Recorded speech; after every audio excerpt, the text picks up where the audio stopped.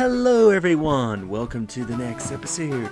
In the last episode, we captured Deoxys, and now there's another legendary we can go after. However, it's going to be tricky to find, so I'm going to cut until it appears.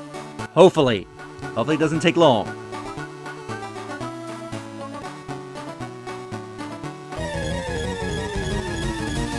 There we go, that was actually surprisingly quick. So we encounter the legendary beast Raikou. So yes, the legendary Pokemon will be roaming the Kanto region. You can only capture one of the three legendary beasts, and whichever one appears is actually dependent on your starter. The one that appears will always be the strongest one against your starter. So because I picked Squirtle, Raikou appeared. If you pick Charmander, you will face Suicune, and if you pick Bulbasaur, you will fight Entei instead. Now, because these are roamers, they will run away on the very first turn, making them super annoying to capture. You either need to do one or two things. You either need to have a Pokemon that has a trapping move, or potentially a Pokemon that has a trapping ability, like let's say Boba Fett with Shadow Tag, that can keep the Pokemon in here. If not, have a Pokemon that can move fast enough to use a trapping move like Mean Look to keep them from running away, and they'll fight normally until they take out either your Mean Looker or your Ability Trapper. Raikou will have the moves Thundershock, Roar, Quick Attack, and Spark. Now, a word of warning if you're playing this on original hardware. There is a bug with Roar. Entei and Raikou will have Roar naturally in their moveset. Suicune is the only one that doesn't have it. In the original Gen 3 copies, if they use Roar, it counts it as a KO. So these Pokemon will magically disappear out of existence.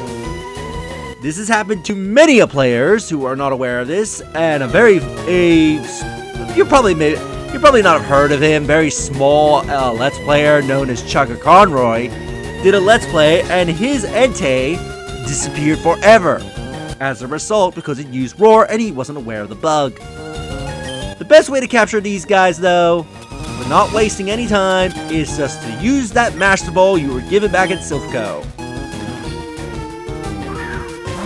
Also, if you want to find these guys easily, make sure to bring a Pokemon that's close to level 50. Use Max Repels and run around in the grass. Preferably in Route 2 is the best place to find them, because you can go in and out of the building to force them to move locations. This Pokemon races across the land while barking a cry that sounds like clashing thunder.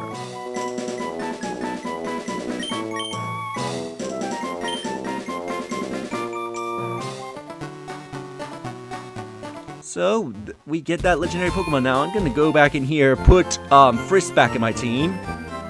And we'll have a quick look at that Raikou, because there's more to this legendary than meets the eye. And it's not a good fit, and it's not in a good way.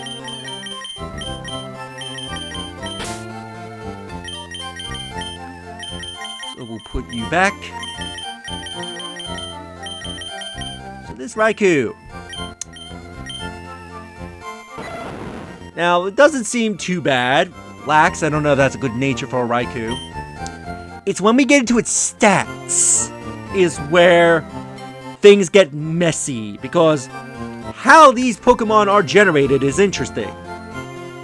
To make sure that these roamers are consistent across the board whenever you run into them, being if they're shiny or non-shiny, what natures they have, their stats and everything, these Pokemon are generated upon inserting the Ruby and Sapphire into the machine back at one island to connect Kanto with Hoenn.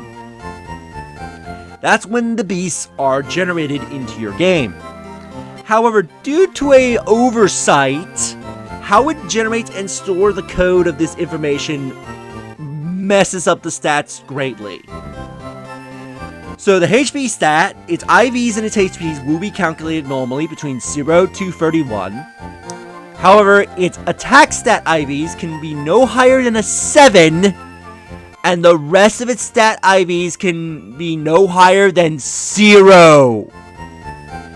Meaning that you get the worst possible version of your legendary beast trio in existence.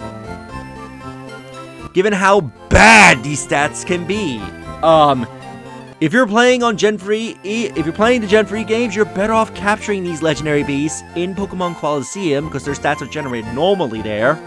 Or if you're playing the more modern Pokemon games on Switch, you're better off hunting them either in the Crown Tundra DLC through Dynamax Adventures there, or through Snackworth in the Scarlet and Violet Blueberry Academy DLC. Hey, because these stats are awful. Now, possibly maybe taking them into Champions once there's home connectivity, whenever that comes out, because home connectivity is not available at the time of this recording, and would bring these Pokemon over. Maybe that could fix their stats, because you can, manipulate stats there, but otherwise, these legendary Vs are probably the worst version of them in existence. You have little to no reason to use them. But anyway, with that, we will end the episode here, and in the next episode, I'm going to be doing some off-screen training, because there's one last thing we can do in the post-game before we end everything off. So if you enjoyed this episode, do like the videos, it helps tremendously. Subscribe if you haven't already. Leave a comment down below in your thoughts this episode, and share the video so that way more people can discover my content, help the channel grow. And I'll see you all in the next episode. Later.